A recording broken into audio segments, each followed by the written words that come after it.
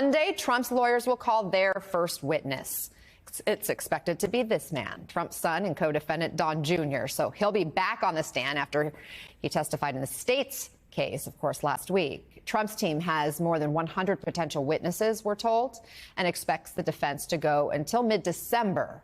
NBC's Vaughn Hilliard joins us now, also with us. State Attorney for Palm Beach County, Florida, Dave Aronberg.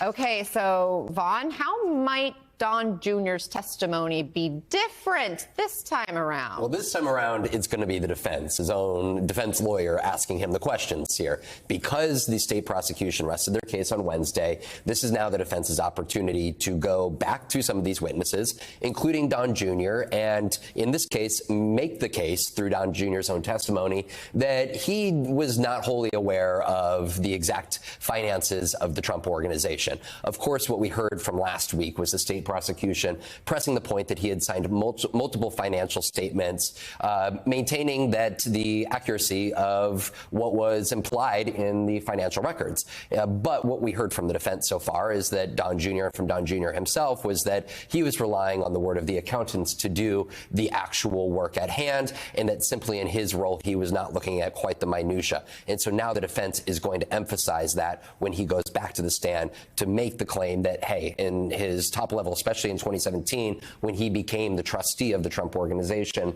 and the trust, therefore, he had much more that he was looking at rather than the exact line items of the company's finances. When he testified for the AG's case, he kept on sort of pointing the finger elsewhere, saying, I just relied on my accountant's expertise. Is it risky to get him back up on the stand?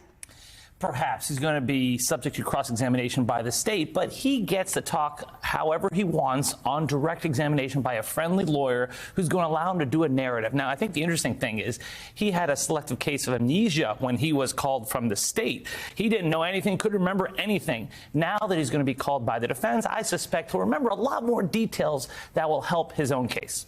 We've learned that New York Congresswoman Elise Stefanik has now filed a judicial ethics complaint against the judge in this case, accusing him of a weaponized lawfare against the former president, saying he exhibited clear judicial bias. Dave, is there any weight to this? No. The reason why she's doing this is because she wants to be vice president, and it's embarrassing what they do to try to get in the good graces of their leader. This will go nowhere, but it will. So you don't see the judge having made any errors in giving any credence to this? No. Look, there'll be an appeal, and the appeal will be based on what Trump will call a bias of the judge. But the judge did not step over the line. Yeah, there were a couple snarky comments here or there, but what Elise Stefanik is doing is just trying to please the leader of the MAGA movement. She's trying so hard to be like them and wants to be vice president, and quite frankly, her sycophancy is embarrassing. We've heard from supporters and Trump himself over and over and over again that it's, the weaponization of the DOJ. He made that comment again yesterday in an interview with Univision, and he basically signaled he would turn it around and indict his own opponents should he win back the White House in 2024. Watch this. They've done indictments in order to win an election. They call it weaponization. And the people aren't going to stand for it. But yeah, they have done something that allows the next party. I mean, if I happen to be president and I see somebody who's doing well and beating me very badly, I say, go down and indict them. Mostly that would be, they would be out of business. They'd be out of the election.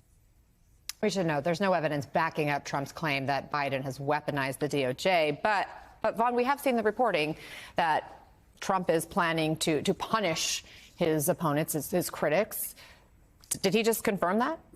He just did. He just said exactly that. For Donald Trump, if he is back in the White House, he has already made it clear that he would pick a loyal attorney general. He said back when he picked Jeff Sessions that at the time that it was his biggest mistake, his biggest regret. And of course, he has come fiercely out against Bill Barr because Bill Barr did not do enough to go after their political opponents. He is telling the world that he would pick an attorney general who would go and seek indictments of his political enemies. He just said it there on camera. camera. And he had said previously, just last month, that he would, in fact, place a phone call to his attorney general to go and do just that. Of course, there are some protections here through our American system in which a jury ultimately would have to determine one's guilt. At the same time, you have an individual who would use his executive power and use the attorney general, which historically has been separate from the president. And you'll recall back during the Obama administration, a peer meeting on a airport tarmac became the chaos in the center of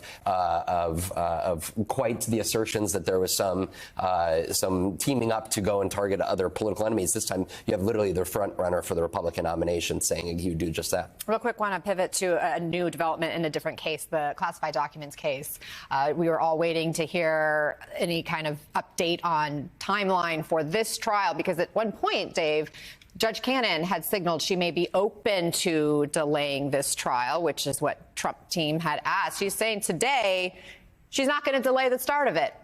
And she did have a caveat saying, well, we'll reconvene on this issue in March when we all get back together. But what do you make of that? Well, I think that she is still open to delaying it bit by bit. I call it death by 1,000 paper cuts. I still don't believe this case will be tried before the election. I think this is the strongest case against the former president, but the judge is new. These are complex CIPA issues, which is confidential records, classified records, and I think there are going to be a lot of opportunities for her to slowly delay and delay. I am a little surprised she made this ruling that says, well, we're not going to push it past the election, but that little exception that she left open, I think, will define the rule.